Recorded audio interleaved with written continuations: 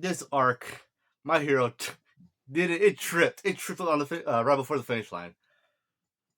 But yeah, this is My Hero Academia chapter 224 epilogue. So let's go through it, all right, and just yeah, yeah, yeah.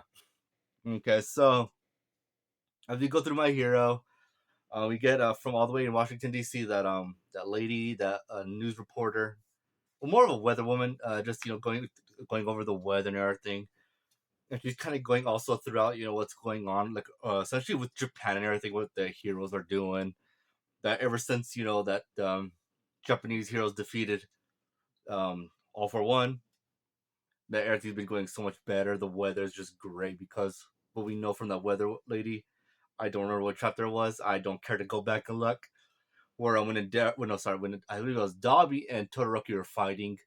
Just their fight alone was impacting the weather all the way. It was going to impact the weather over America, which is pretty dang intense because how crazy their fight was going, just melting like things. Again, that was a pretty neat fight.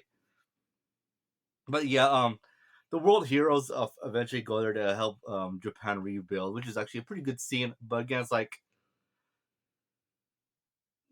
it's cool to see other American heroes going and helping, but you could have had it to where they. It's just I get what Horikoshi wanted to do. He wanted to show that the Japanese hero were capable of stopping the main villains once and for all, in their own homeland. I get that. That's pretty good. But when you set up the villains to be just as powerful as they were, and no one give me that All for One is intelligent. No, he's not. He's dumb. But when you have someone as powerful as Shigaraki and Deku just having plot armor saving them in these fights, it's just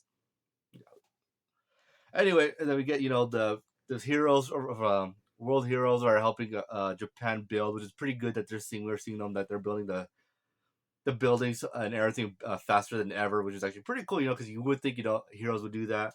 I wish we got not just heroes, but like workers from around the world, like construction workers just volunteering to come and help. Just not to show that there's only humans with quirks, but also just normal humans. Just want to come and help out the Japanese. I think that'd be neat. And then we cut to the hospital where Yoshi is talking to Bakugo, as he says, "Yeah,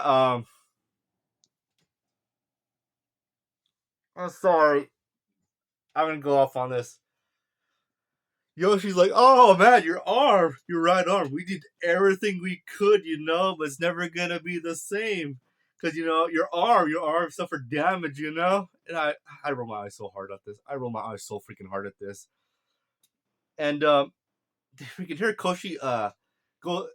Okay, before that, um, they say, you could probably, if even if it's not saved, we could probably put a prosthetic. And then Bakugo says, "Nah, it's all right. I need sweat to come from my palms. So, anyways, that really wouldn't work out." And she's like, okay, Bakugo. But then the freaking doctor says, then freaking Yoshi says, if Edshot hadn't stitched it before CPR, you would have died. No, he wouldn't have. I don't even know how you managed to keep fighting. Plot. And on top of that, I can't wrap my head around how you travel so many kilometers. How did that make any sense? Plot. Hirikoshi did it. Hirikoshi's like, it makes no sense. Hirikoshi's like, yes, this is what happened. I get miracles happen. There's a man that one time got ran over by a steamroller and survived. True story. So, but when you have a heart, when you see visibly a heart get shredded, and Bakugo's body is just laying there unconscious, like not breathing whatsoever, no oxygen going into his brain, so obviously brain damage right away. Oh yeah, the person that got run over by the steamroller, he survived and he was actually pretty fine. He got a couple of fractures, but that was really it. Scuff marks, and yeah, he survived. I don't know why. Oh yeah, I brought that up because that makes more sense. And a kid whose heart stopped. We saw it stop. We saw it not just stop. It got shredded. And he was on the ground, passed out, and yeah, Ed shot. I get Edshot, knowing to go through the human body and freaking being able to damage the body and everything, but all of a sudden being able to also know how to rebuild a heart. No. And then we get a shot of Deku and All Might inside in the same hospital room together. And again, it's a neat little interaction as Deku's like, it's crazy. Of all this entire hospital, we end up in the same room, and All Might's like, nah, I think that was no, I think that was on purpose. And Deku's like, oh, again, I like that little banter. It's pretty neat and everything. And Bakugo, no, sorry, Bakugo, sorry, I'm still stuck on that a little bit. Deku essentially goes into talking to All Might, saying, in the end, I couldn't save Shigaraki's life. Even after I reached my hand out, his hatred was gone.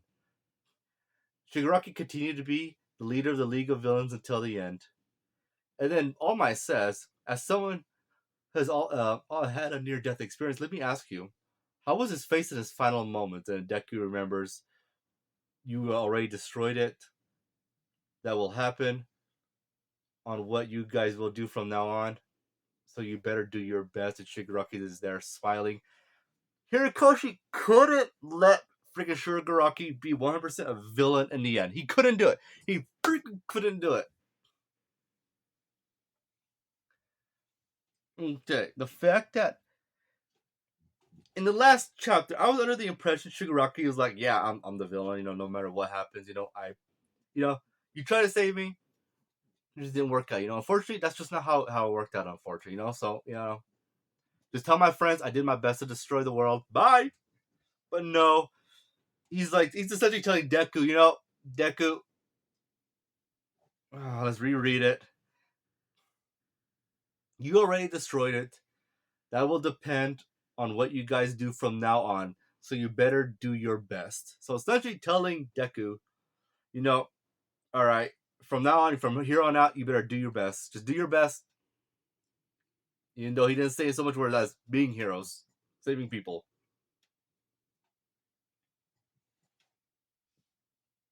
Whatever. And then Bakugo opens the door right as Deku's saying, yep, my embers are burning out. And Bakugo hears that. Bakugo has a good cry. This would be a very, very good moment in an actual good ending of this arc. It would be. Because think about it. Bakugo, whose friend Deku, who he bullied Deku, and then Deku eventually got, his All Might's powers, got one for all, and then competed with Deku, and now wanting to continue to compete with Deku, because, they still have to compete to see who's the greatest hero, which honestly is technically Deku at this point. But Bakugo hears, yeah, I don't have my quirk no more, and Bakugo breaks down because that's competition between them two. The rivalry, it's over. It's over. And Bakugo breaks down because he realizes like this is the end. Like this is it. We we can't really compete no more, and this is very unfortunate for us, And we got a good moment. That would have been a very, very good moment. Like here, it's like here in Solitary is a good moment. This is really really good. Bakugo tearing up. First time we see him tearing up over Deku. That Deku lost his quirk and Bakugo, the one that was known as the between them two in the class, he was the blessed one to be born with a powerful quirk. And then Deku comes along and gets a one for all and becomes a great hero. And Bakugo is just like the fire under him to just do his best and try to overcome Deku. We even saw that in the war arc. Bakugo fought as hard as he could, not just to help people, but to also show Deku that he could still be his rival and still do the job, get the job done. But of course, trash all around this section of the chapter. As we cut to them smiling, then we cut to Todoroki. We don't see his face. We see Uraraka there, contemplating on why her character was assassinated. As we cut to Deku with a terrible haircut. Yes, a terrible haircut. It's stupid looking. Cool scar though. As he's looking at a UA that's being rebuilt, and you got the ending title and no break next week, and so yeah,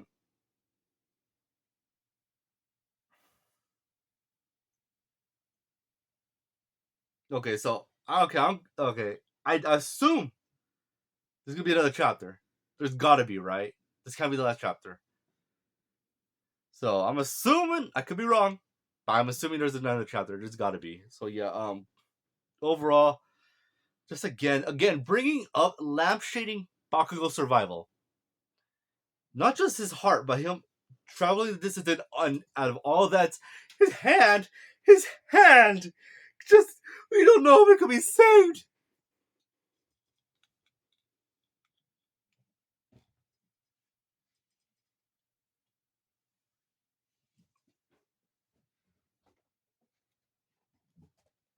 Jujutsu, it's better. He has a Jujutsu. Like it would literally have to drop the ball as hard as freaking My Hero to be worse than the My Hero ending. It would literally have to try. Jujutsu, it's better. It's superior. It's superior. I can't undersell it. It's a superior manga. It's a superior story, superior characters. No character assassinations, and a bit of plot armor here and there, contrivances. Yes, not as bad as My Hero, but yeah. I'm giving this chapter. It's a 3 out of 10. It's a 3 out of 10. Just again, they couldn't leave it. He couldn't leave it Shigaraki. He couldn't leave it Shigaraki. He had to point out those freaking plot points with Bakugo. The reason I'm not giving this chapter a 2 or a 1 is because that part with Bakugo and Deku, just that solitary moment right there, that was good. I like that. And I'm also minusing 1 because of Deku's dumb haircut. So yeah, that concludes my review. Yeah, whatever. Anyway, y'all take care and have a good one.